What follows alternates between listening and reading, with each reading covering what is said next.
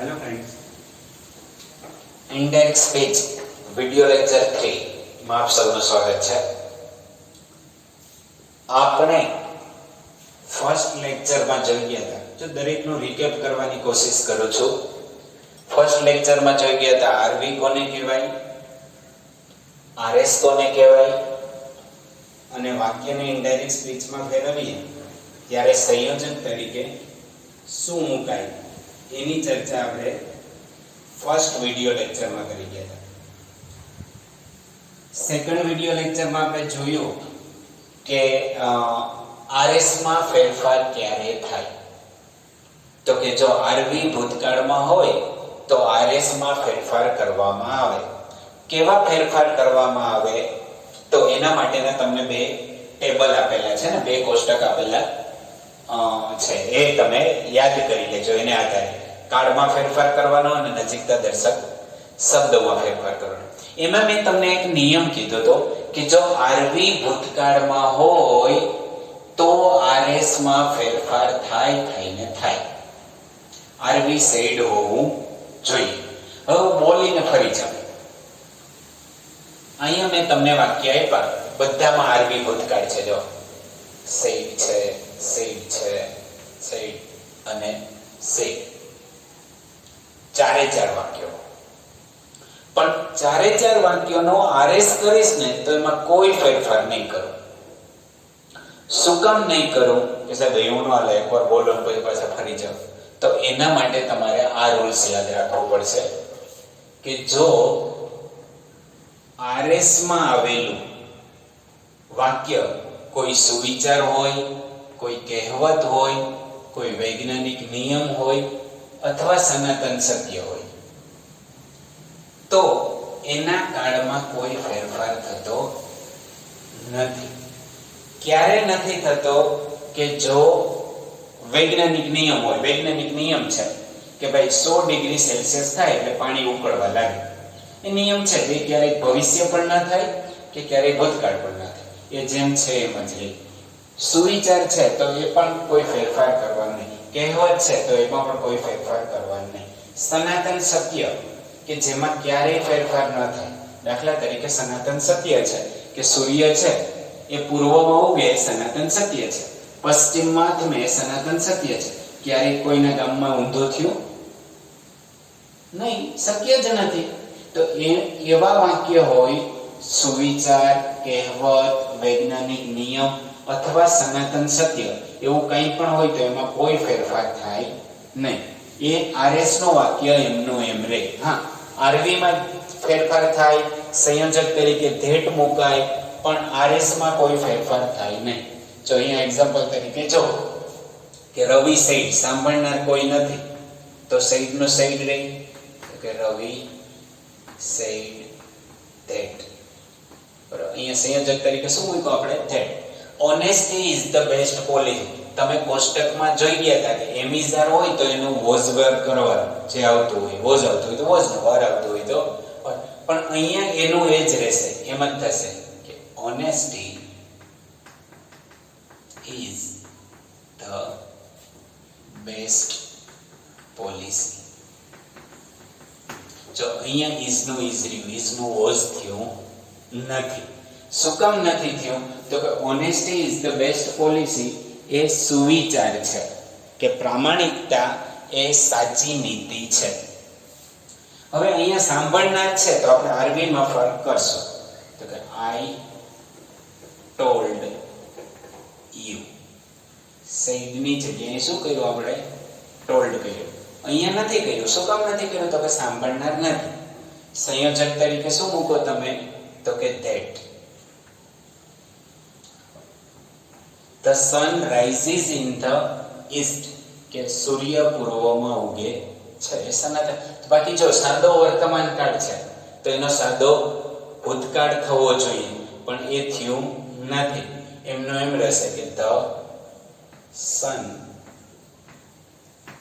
rises in the east. કોઈ ફેરફાર થશે નહીં. બાકી સનરાઈઝ સાદો વર્તમાન કાળ તો એનો ભૂતકાળ રોજ થવો જોઈએ, તો એ નથી થયું. બરોબર. અહીંયા જો યુ સેડ, સાંભળનાર કોઈ નથી તો સેડ નો સેડ રહેશે. યુ સેડ, પછી સંયોજક તરીકે that.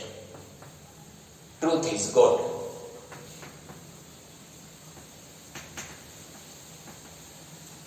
અહીંયા છે ને ત્યાં પેલા વાક્ય અલગ હોય છે, પણ ઇન્ડાયરેક્ટ સ્પીચ કરો એટલે આખું થઈ જાય. અહીં કેપિટલ હોય તો એને સ્મોલ થઈ જાય, બીજો કોઈ ફરક નથી. અહીંયા ઇઝ છે તો ઇઝ નું વોઝ કરેલું નથી. પછીનો સેન્ટેન્સ જો, he said to her water boils at 100 degree Celsius, કે પાણી ઉકળવા લાગે છે 100 ડિગ્રી સેલ્સિયસ. એ વૈજ્ઞાનિક નિયમ છે, પણ સાંભળનાર છે તો આપણે કરશું કે he told her, સંયોજક તરીકે that water boils at 100 degree Celsius. First video lecture ને આધારે કોમા અને ઇન્વર્ટેડ કોમા કાઢી નાખવાના, ધેટ મૂકી દેવાનો અને આરવી માં ફેરફાર કરવાનો. આરએસ માં કોઈ ફેરફાર થાય નહીં. ક્યારે ન થાય તો કે એ સુવિચાર, કહેવત, વૈજ્ઞાનિક નિયમ કે સનાતન સત્ય હોય ત્યારે. હવે આપણે બધા મિક્સમાં વાક્યો લઈએ. એકાદો વાક્ય સનાતન સત્ય લઈએ, એકાદો વાક્ય સેઝ વાળું લઈએ, બાકી બીજા જુદા જુદા કાળના લઈએ, અને આપણે આખું રીકેપ કરી લઈએ કે આપણને કેટલું આવડી ગયું, એમાંથી કેટલું આવડે છે અને કેટલું નહીં.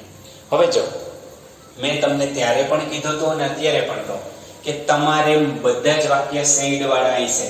સેઝ વાળા વાક્યમાં આરએસ માં કોઈ ફેરફાર કરવાનો થતો નથી, એટલે એ પ્રાઇમરી બેઝ છે, પ્રાથમિકના બાળકો માટે છે. આપણા માટે તો આરએસ માં તમારે ફેરફાર કરવાનો થશે.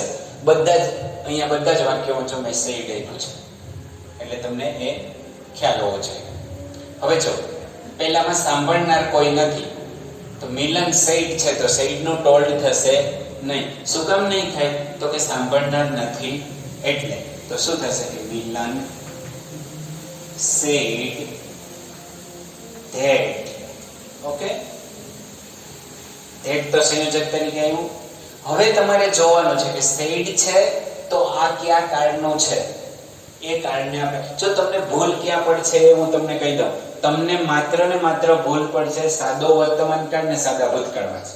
બાકીમાં તમે ઓલા શબ્દો પકડી લેશો એટલે તમને ખબર પડી જવી જોઈએ કે સાદા વર્તમાન કાળનું વાક્ય છે તો એ રીતના બનાવીએ, સાદા ભૂતકાળનું વાક્ય છે તો એ રીતના બનાવીએ. તો અહીંયા જો સાદો વર્તમાન કાળ છે, કેમ ખબર પડી? અહીં એવરીડે ન પણ હોય, ઘણીવાર કરતા પછી ક્રિયાપદ આવે, એમાં એસ લાગેલો હોય અથવા કઈ અહીંયા ત્રીજો પુરુષ એકવચન ન હોય તો ન પણ લાગેલો હોય. તો સાદા વર્તમાન કાળનો આપણે કયો કાળ કરીએ? સાદો ભૂતકાળ. તો કે રવિ રાઇટ્સ ને બદલે ત્યાં શું થઈ જાય? રોટ. રાઇટ છે એની જગ્યાએ અહીંયા શું કહ્યું? Wrote a letter every day. Okay, every day નું કઈ આપણે પેલા કોષ્ટકમાં આપેલું નથી, એ નહીં કરવાનું, હોય તો કરવાનું. રવિ દરરોજ એક લેટર લખતો હતો. જો મિલને કીધું તો એટલે ત્રીજી વ્યક્તિ કહી ત્યારે ભૂતકાળ બની જાય, એટલે એ રીતના કરવાનું. અહીંયા સાંભળનાર પણ છે તો આપણે સેડ નું શું કરશું? ટોલ્ડ. તો કે સંજય ટોલ્ડ મી. અહીંયા સેડ નું શું થયું? ટોલ્ડ. શું કામ થયું? તો કે સાંભળનાર છે એટલે. પછી સંયોજક તરીકે that. હવે જો કે કયા કાળનું વાક્ય છે? Mita sang a song yesterday. તો તમે કહેશો કે સર એ તો સાદા ભૂતકાળનું વાક્ય છે. તો સાદા ભૂતકાળનો આપણે કયો કાળ કરવાનો થાય? પૂર્ણ ભૂતકાળ. તો પૂર્ણ ભૂતકાળની વાક્ય રચનામાં તો કે કરતા. તો કરતા માટે પહેલા મિતા, કરતા પછી હેડ, પછી ક્રિયાપદનું ભૂતકૃત હેડ સમ. અહીં sang છે એનો ભૂતકૃદન શું થઈ ગયું? sung. a song. yesterday નો શું કરીએ છીએ આપણે? તો કે the previous day. yesterday નો શું થયું? the previous day. ઓકે, એ જ રીતના હવે અહીંયા જો ત્રીજો વાક્ય, એમાં સાંભળનાર નથી તો સેડનું શું રહેશે? સેડ જ કે મિતા સેડ હેડ. સેડમાં કાંઈ ફરક પડ્યો નથી, બરાબર. હવે કયો કાળ છે? તો કે ભવિષ્યકાળ. પણ એમાં તમારે યાદ બે જ રાખવાનું, બાકી બીજામાં શબ્દો ગોતી લેવાના. તો આમાં વિલ છે તો વિલનું શું કરવાનું? જોવાનું કે ચેન્જ થાય એવા કાળ શબ્દો ક્યાં ક્યાં છે, તો તમારે વાક્યમાં જોઈ લેવાનું. પહેલા અહીંયા જોવાનું સેડ છે તો તમારે ચેન્જ કરવાનું. આમાં જો તમને એવા કોઈ શબ્દો નથી મળ્યા, સેંગનો કંઈ આપણે નથી લખ્યો, એટલે તમારે વિચારવાનું કયો કાળ છે. શબ્દો મળી જાય તો તમારે કાળ વિચારવાની જરૂર રહેતી નથી. તો જો કે સરિતા વિલનું શું કરવાનું છે? તો કે વુડ.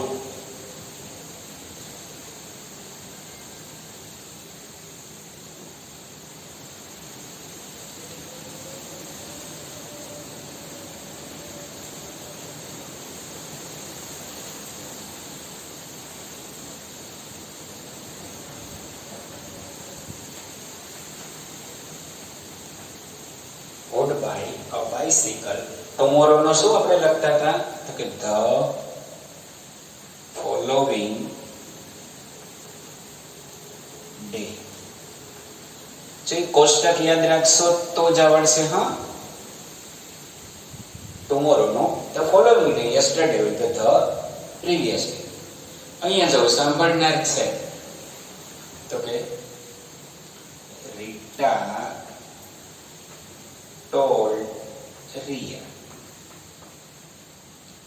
સેડ નું શું કર્યું તમે? ટોલ્ડ. અહીંયા નથી કર્યું. શું કામ નથી કર્યું? તો કે સાંભળનાર નથી. સંયોજક તરીકે that. હવે જો હેવ કે હેઝ હોય તો એનું શું કરવાનું છે? હેડ. તો આપણે તમે લખો કે they had,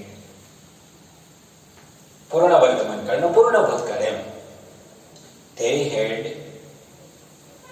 enjoyed a party just now. નું શું કરવાનું હોય?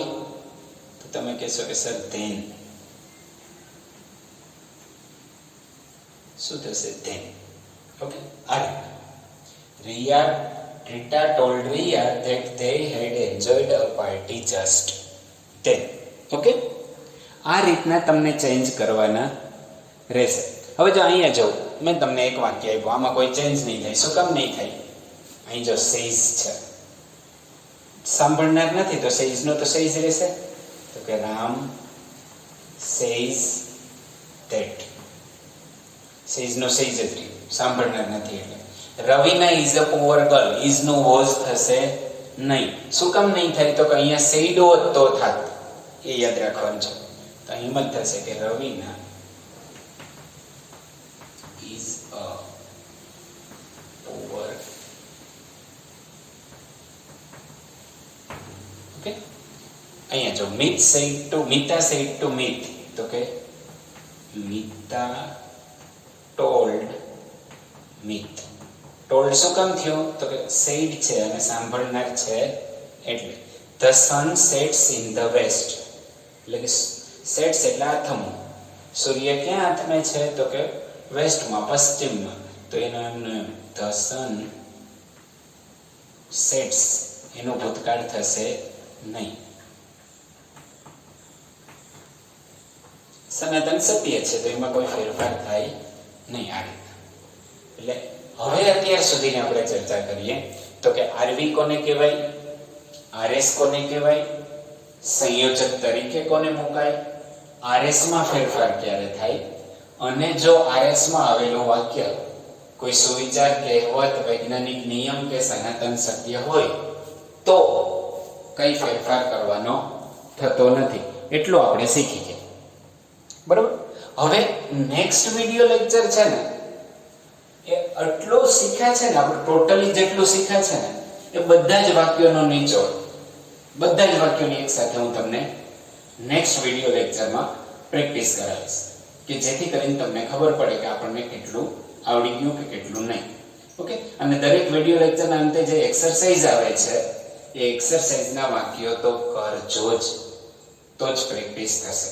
હા, અને પછી પણ તમને જો ટાઈમ રહે તો ગૂગલમાં સર્ચ કરવાનું ઇનડાયરેક્ટ સ્પીચ, પણ હમણાં નહીં. હજી મારે તમને સર્વનામ ચેન્જ કરતા શીખવાડવાનું છે. આ વાક્ય છે, આપણે કેવા વાક્યો કરીએ છીએ તો કે માત્ર વિધાન, હકાર અને નકાર વાક્યોની ચર્ચા કરીએ છીએ, બરોબર. પછી પ્રશ્નાર્થ શીખશું, સર્વનામ ચેન્જ કરતા શીખશું. એટલે એક વખત એ બધા થઈ જાય પછી તમે ગૂગલમાં સર્ચ કરી અને વધારે પ્રેક્ટિસ પણ તમે કરી શકો. અને જો આમાં તમને ન સમજાય ને તો મને પૂછજો, કારણ કે એક લેક્ચરમાં આવડશે તો જ બીજો આવડશે, બીજો આવડશે તો ત્રીજો આવડશે. એટલે ક્યાંય પણ અટકો તો મને કહેજો, બાકી મહેનત કરજો અને ખૂબ આગળ વધજો.